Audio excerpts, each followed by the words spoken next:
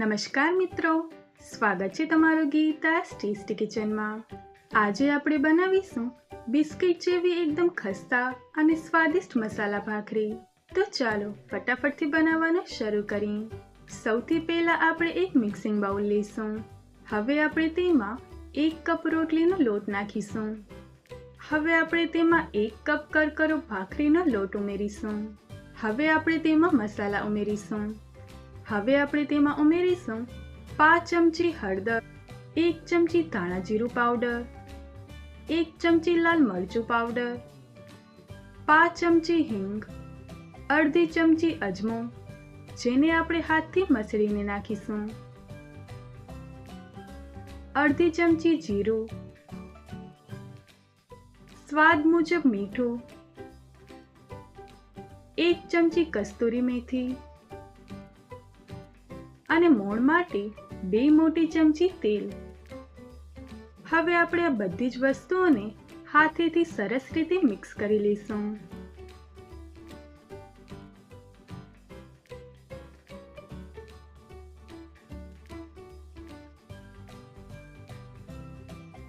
હવે આપણે અહીંયા 9 સેકું ગરમ પાણી લીધું છે।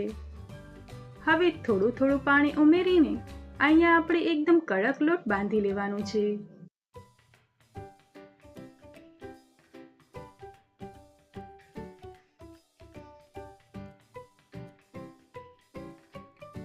હવે આપણે લોટને 10 મિનિટ માટે ઢાંકીને સેટ થવા દઈશું। 10 મિનિટ થઈ ગઈ છે। હવે આપણે લોટને હાથેથી સહેજ મસળી લઈશું।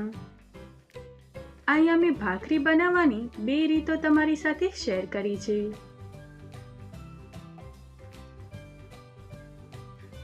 ભાખરી બનાવવાની પહેલી રીત, અહીંયા આપણે એક મોટો લોયો લઈશું।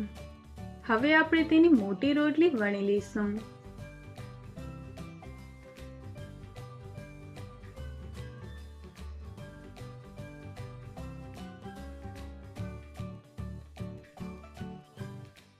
હવે વાટકી કે ગ્લાસની મદદથી ગોળ શેપમાં નાની નાની ભાખરી કટ કરી લઈશું।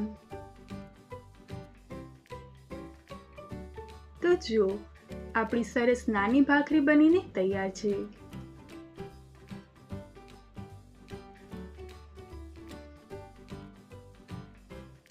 હવે આપણે કાંટા ચમચીની મદદથી બધી ભાખરીમાં કાણા પાડી દઈશું।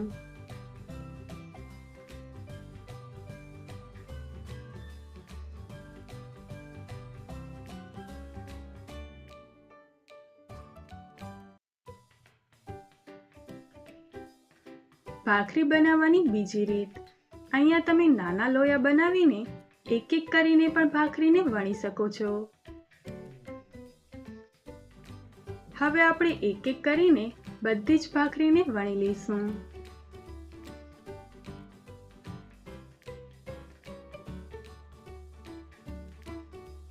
હવે આપણે કાંટા ચમચીની મદદથી બધી ભાખરીમાં કાણા પાડી દઈશું, જેનાથી આપણી ભાખરી ફૂલે નહીં અને એકદમ ક્રિસ્પી બને।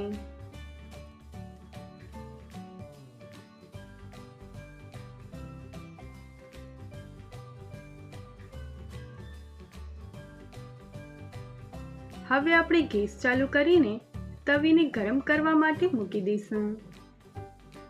હવે આપણે ભાખરીને તવી ઉપર નાખી દઈશું।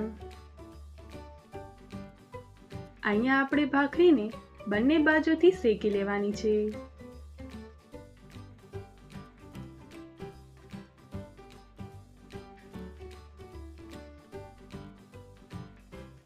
હવે આપણે ભાખરી પર ઘી લગાવીશું।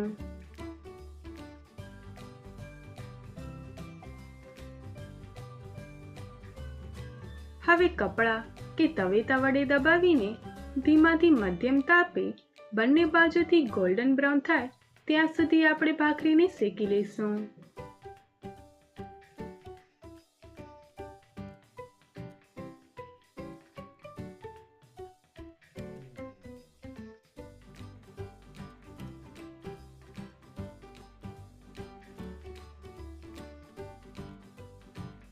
તો જુઓ, તૈયાર છે આપણી એકદમ ખસ્તા બિસ્કિટ જેવી મસાલા ભાખરી।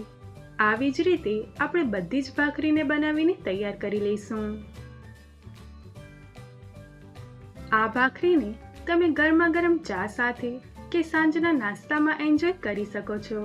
તમે આ રેસિપીને ઘરે ચોક્કસથી ટ્રાય કરજો અને મને કમેન્ટમાં જણાવજો કે તમારી ભાખરી કેવી બની. જો તમને આજનો વિડીયો ગમ્યો હોય તો વિડીયોને લાઈક કરજો, તમારા મિત્રો સાથે શેર કરજો અને આવી જ નવી રેસિપી માટે ગીતા's ટેસ્ટી કિચનને સબસ્ક્રાઈબ કરવાનું ભૂલશો નહીં. ફરી મળીશું એક નવી રેસિપી સાથે. Thanks for watching.